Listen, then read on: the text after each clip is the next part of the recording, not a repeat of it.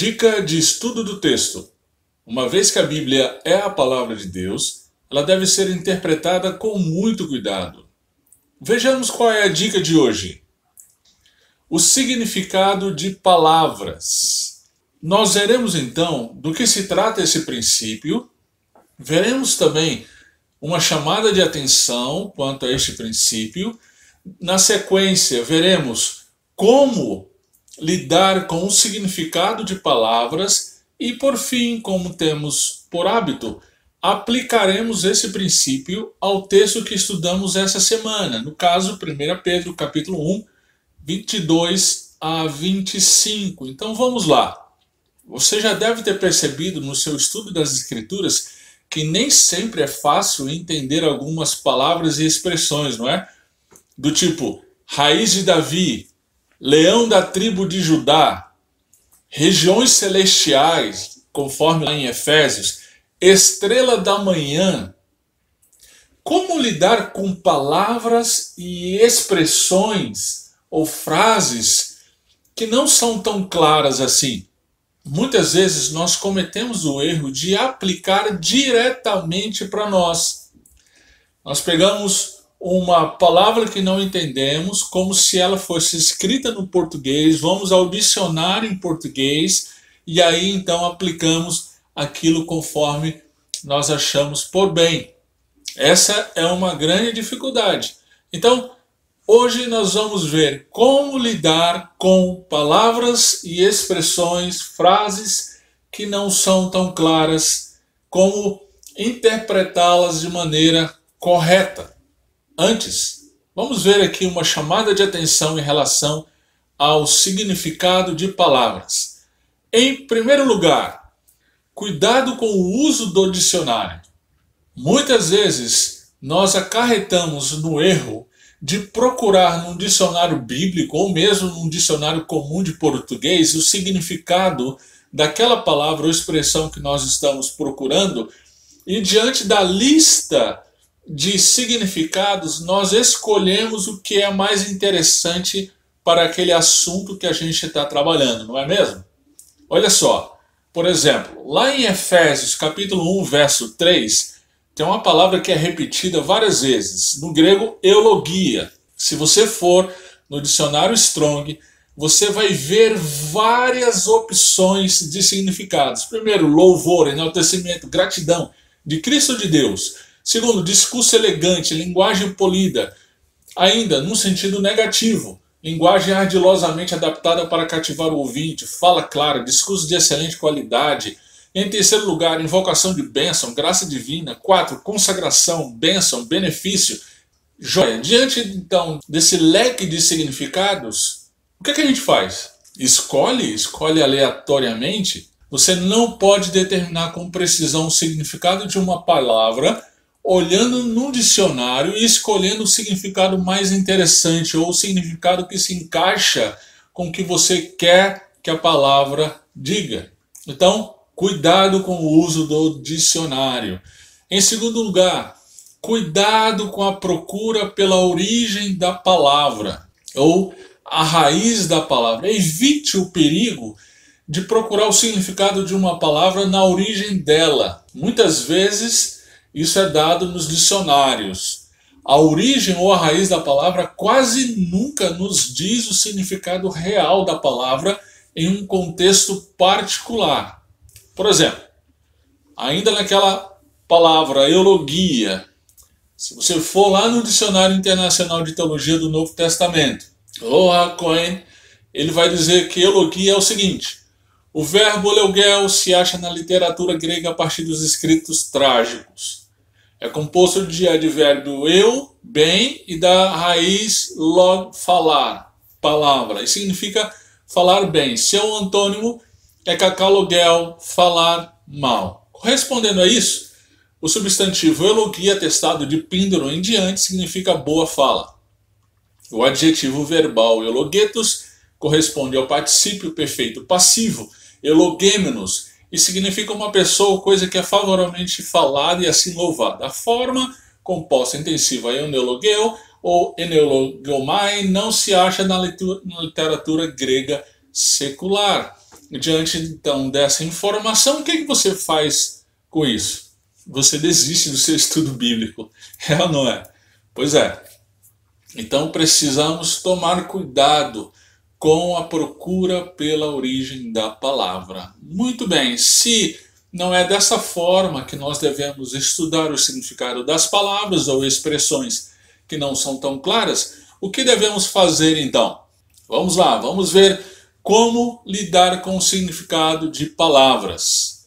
Em primeiro lugar, precisamos responder à pergunta: que palavras pesquisar? Que palavras são importantes para o entendimento da passagem, mas cujo significado não está claro naquela passagem? Em segundo lugar, estude as palavras que são repetidas em um livro e que parecem crescer em importância na mensagem do autor, ok? Por exemplo, lá em Efésios, palavras como andar ou viver ou a expressão em Cristo, isso se repete várias e várias vezes na carta de Paulo aos Efésios e vai crescendo cada vez mais em importância. Então, perceba as palavras repetidas daquele determinado livro. Muito bem, tendo respondido então a pergunta: que palavras ou expressões devemos observar? Aqui vai uma dica muito objetiva para você. Comece do contexto. Como encontrar o significado das palavras? Comece do contexto. Eu gosto muito da citação do Kostenberg em seu livro Convite à Interpretação Bíblica, do linguista John Lyons. Ele diz o seguinte: as pessoas em geral pensam no significado das palavras como se cada uma tivesse existência independente e isolada. Porém, nenhuma palavra pode ser plenamente compreendida separadamente das outras que se relacionam com ela e lhe delimitam o sentido. Ok? Então, quando você se deparar com uma palavra cujo o significado não é tão claro e que você percebeu que aquela palavra é importante para o entendimento da mensagem do livro, então observe o contexto, o entorno literário daquela palavra, ok? Em seguida, observe o contexto maior, como a palavra ela é utilizada no livro. Procure, em primeiro lugar, perto daquela palavra, naquela passagem que a palavra está inserida, e em seguida procure no livro, como o livro que você está estudando, aquela palavra se repete e como ela é usada ao longo do livro pelo autor. E em seguida, veja como aquela palavra ou expressão ela é usada no cânon bíblico. Perceba, em primeiro lugar, como o autor usa aquela palavra em outros livros que ele escreveu. Então, se você está estudando lá 1 Pedro e você se deparou com uma palavra em 1 Pedro, veja o contexto imediato, veja o contexto próximo, que é o livro, e em seguida veja 2 Pedro, é o outro livro que ele escreveu, né? Veja também, por exemplo, Marcos, em que ele auxiliou a escrever o Evangelho. Então, veja outros livros do autor. Veja também os livros que o autor menciona, que o autor cita ou faz alusão. Nós temos visto no nosso estudo de 1 Pedro que Pedro ele faz várias citações. Ele cita Isaías, ele cita Êxodo, ele cita Levítico. Então procure também nesses livros as palavras que você quer saber o significado. Ok? Muito bem. Tendo dito isso, agora perceba um detalhe. Essa seta está aqui para nos ajudar a entender o seguinte: você deve começar do contexto imediato, passar pelo livro e ir para o cânon. Cuidado com o sentido inverso. Muitas vezes a gente parte do geral para o específico e termina cometendo anacronismos literários, ou seja, importando conceitos de fora do contexto específico que nós estamos trabalhando. Então, Muito cuidado com isso. Comece do contexto imediato na qual a palavra que você está estudando está inserido. Muito bem, vamos então aplicar esse conceito a 1 Pedro capítulo 1, verso 22 a 25. Esse texto é muito interessante. Ele tem várias palavras que poderíamos fazer um estudo delas, né? Pedro começa no verso 22 com a palavra purificação, em seguida obediência, depois regenerados, né? Vamos trabalhar aqui a palavra obediência. É interessante porque nós temos dado a dica para você que você deve procurar o significado de palavras que não são tão claras assim. E obediência é uma palavra cujo significado é muito claro para nós. Então por que a gente vai estudar aqui? É pelo seguinte: mesmo que o significado seja aparentemente claro, nós precisamos ter muito cuidado com as palavras, dentro do seu contexto. Aqui nós temos o perigo de achar que a obediência é uma boa obra que nós devemos fazer e assim herdar o reino dos céus. Será mesmo que é esse o significado? Bom, então vamos lá, vamos estudar. Por onde começamos? Lembre-se do nosso círculo concêntrico. Comece pelo contexto imediato. No verso 22 é interessante que a palavra obediência está ligada à verdade. Obediência à verdade. De que verdade ele está falando? Bem, se você voltar um pouquinho no contexto anterior, verso 20, verso 21, Pedro ele está afirmando que nós cremos em Deus por meio de Jesus Cristo, o qual foi ressurreto dos mortos.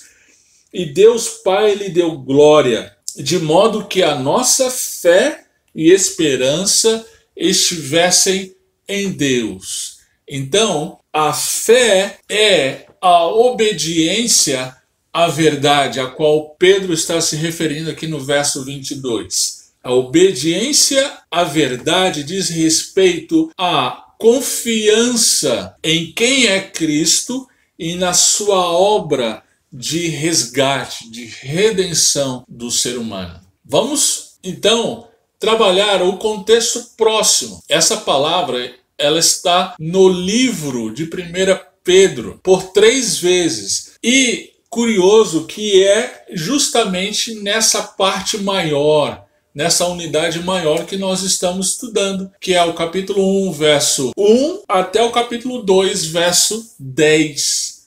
Né?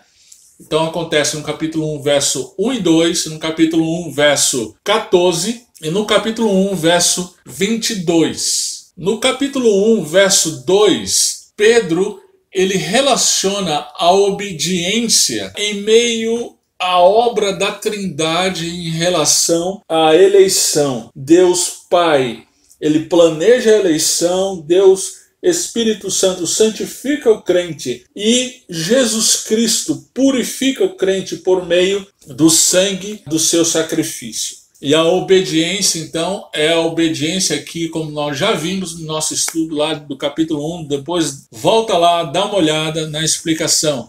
Nós vimos, então, que aquela obediência diz respeito ao crente. No capítulo 14, Pedro diz como filhos obedientes. Ou seja, uma vez que, então, recebemos a redenção por meio da fé, isso é obediência.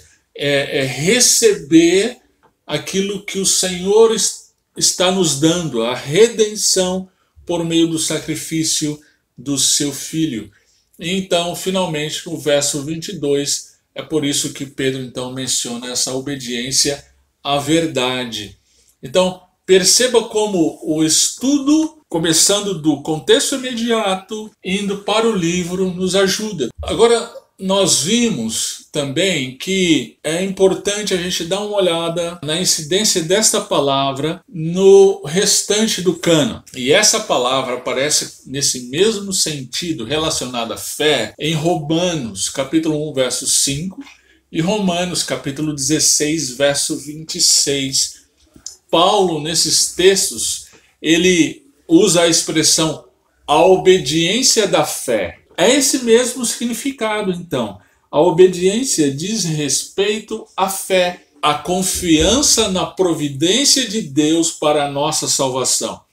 Deus ordena que nós confiemos no sacrifício do seu Filho Jesus Cristo. E quando nós obedecemos, nós cremos em Jesus Cristo, em quem Ele é, o Deus que se fez homem, e naquilo que Ele fez.